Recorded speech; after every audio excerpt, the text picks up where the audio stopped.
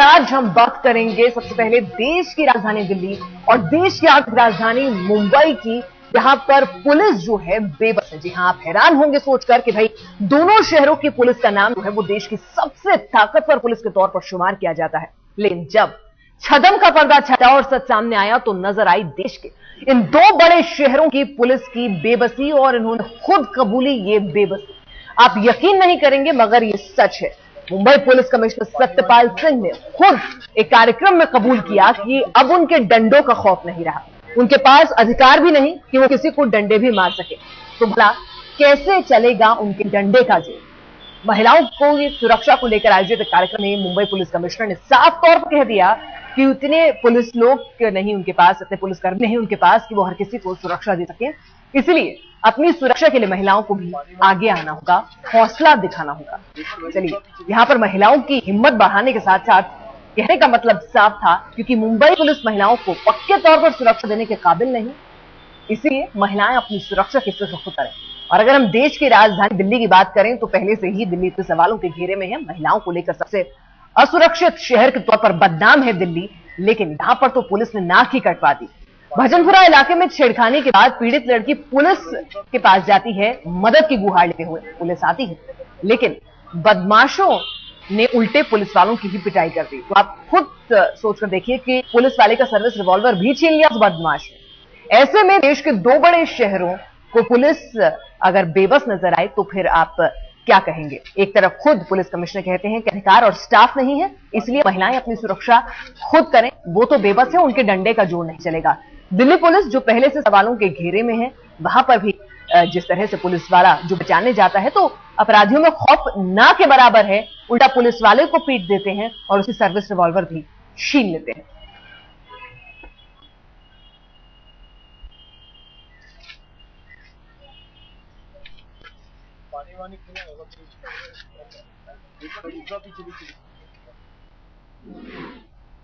दरअसल मुंबई पुलिस ने कार्यक्रम का आयोजन किया था और महिलाओं में जोश भरने के लिए कार्यक्रम का आयोजन किया था, महिलाओं को बताने के लिए कि उनकी सुरक्षा में मुंबई पुलिस जो है वो सदैव तत्पर तैयार है। लेकिन जब कार्यक्रम खत्म हुआ तो इस नसीहत के साथ कि सुरक्षा के लिए तो भाई महिलाओं को खुद ही दिखाना होगा हौसला। छेड़खानी का जवाब महिलाओं को थप्पड़ से देना होगा। महिलाओं को पुलिस की यह नसीहत इसलिए आई क्योंकि उनके हाथ बंधे हैं और मुंबई पुलिस इतनी लाचार है कि गुंडे बदमाशों को थप्पड़ भी नहीं मार सकती। क्या थप्पड़ से रुकेगा महिलाओं के खिलाफ अत्याचार? क्या थप्पड़ बन सकता है महिलाओं का सबसे बड़ा हथियार? छेड़खानी से बचने के लिए क्या थप्पड़, लात, घूंसों से बन जाएगी बात? आप इसे माने या ना माने, ऐसी दलीलों पर आप यकीन कर पाएं या नहीं, मगर मुंबई पुलिस के मुखिया यानी मुंबई पुलिस कमिश्नर सत्यपाल सिंह ने ऐसी ही नसीहत महिलाओं को दी है। महिलाओं की सुरक्षा को लेकर मुंबई में आयोजित एक कार्यक्रम में मुंबई पुलिस कमिश्नर ने जो कहा वो सुनकर हर कोई दंग रह गया। मुंबई पुलिस के मुखिया ने साफ कहा कि हमारे हाथ बंधे हैं, बदमाशों को पुलिस के डंडों का खौफ नहीं, क्योंकि डंडे मारने का अधिकार उनके पास नहीं, तो महिलाओं की सुरक्षा का रास्ता बचा क्या? मुंबई पुलिस के मुखिया की माने तो महिलाओं को अपनी सुरक्षा के लिए अपने हौसलों को ही बढ़ाना होगा। महिलाओं को छेड़खानी करने वालों को करारा जवाब थप्पड़ और लात घूंसों से देना होगा। आप नहीं मार सकते, आप तो मारपीट मार सकते हो या नहीं? थप्पड़ भी मार सकते हो, चप्पल भी मार सकते हो। मानव अधिकार के नाम पर जो पुलिस के डंडे की जो वो थी, लोग वो बार बोलते पुलिस का डर नहीं रहा, पुलिस का डर नहीं रहा, लोगों को गुंडे बदमाशों को डर नहीं रहा, क्योंकि डंडा मारने का अधिकार हमारे पास नहीं है। महिलाओं की सुरक्षा के लिए थप्पड़ की वकालत करने वालों में सिर्फ मुंबई पुलिस कमिश्नर ही नहीं थे, बल्कि फिल्म अभिनेत्री रानी मुखर्जी ने भी कहा कि अपने अंदर की ताकत को पहचानो और आंख उठाकर देखने वालों को थप्पड़ मारो, बाल खींचो।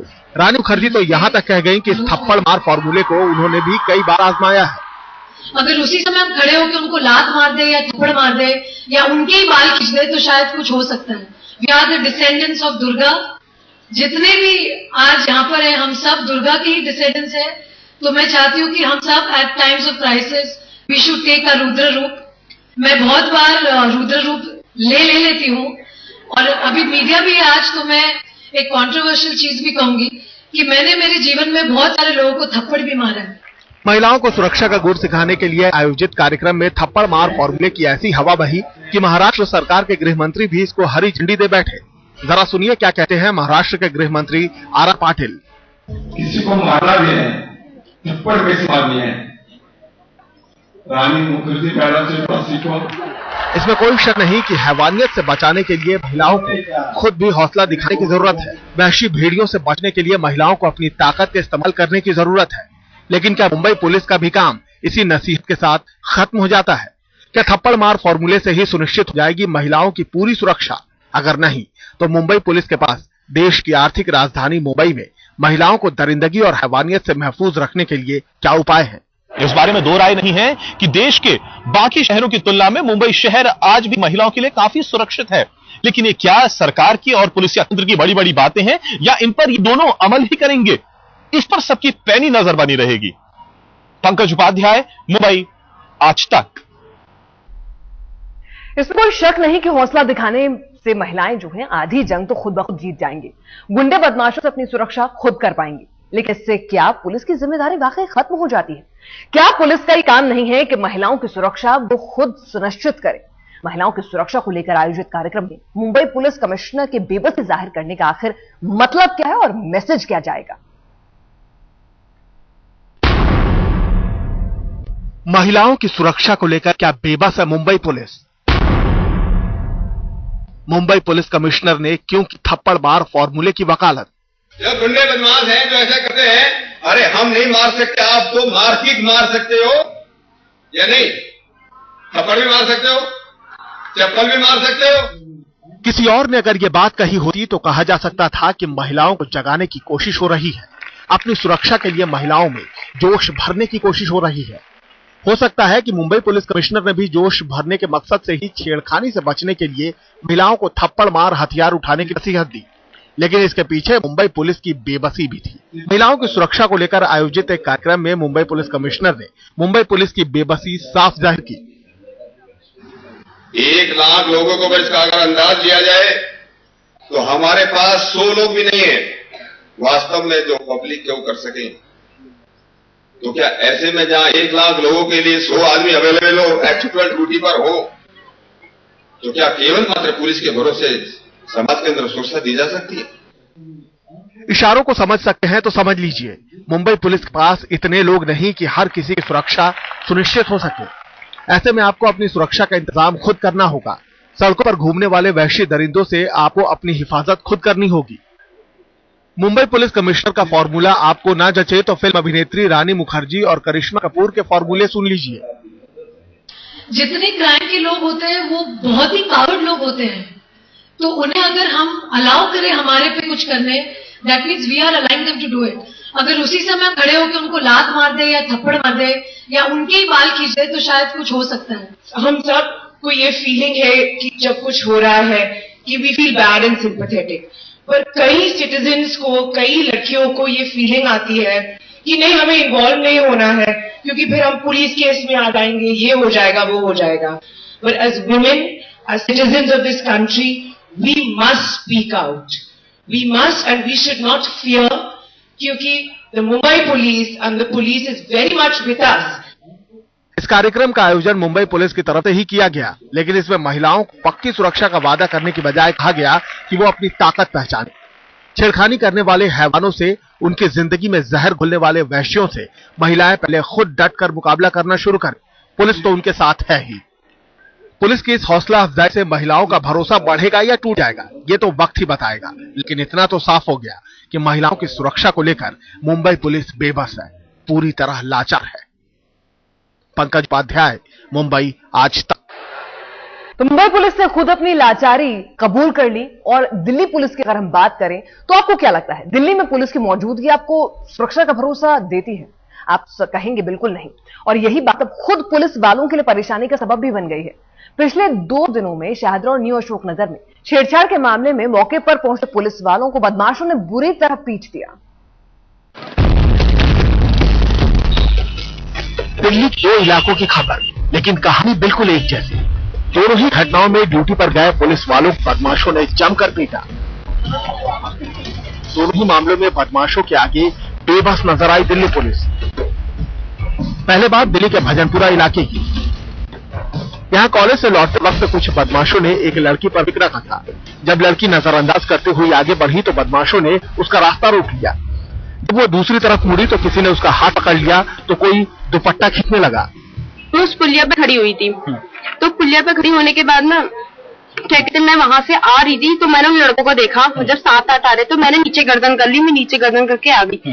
जब उन्होंने मेरा आके हाथ पकड़ा ना तो मैंने उनसे ये बोला, वो जो उसके साथी थी वो हंसने लग गए उन पे। तो मैंने ये बोला, मैंने कहा छोड़ दे मेरा हाथ, वरना मैं बहुत कुछ कर सकती हूँ। कह रहा क्या कर लेगी। मैंने इतना बोल के मैं वहां से जब हाथ उड़ा के अपने घर की ओर आई तो मेरा नाम चिल्ला के। अब शुरू होता है कहानी का दूसरा हिस्सा। एक हथियारबंद कांस्टेबल जांच पड़ताल के लिए लड़की को लेकर मौके पर पहुंचा, लेकिन कार्रवाई से पहले ही बदमाशों ने उसे घेर कर पीटना शुरू कर दिया। बदमाशों ने उसका सरकारी रिवॉल्वर भी छीन लिया। इस बीच लड़की फिर भागती हुई थाने पहुंची और कांस्टेबल के पिटने की बात बताई। पुलिस टीम के पहुंचने तक बदमाश कांस्टेबल को जख्मी हालत में छोड़कर भाग चुके थे।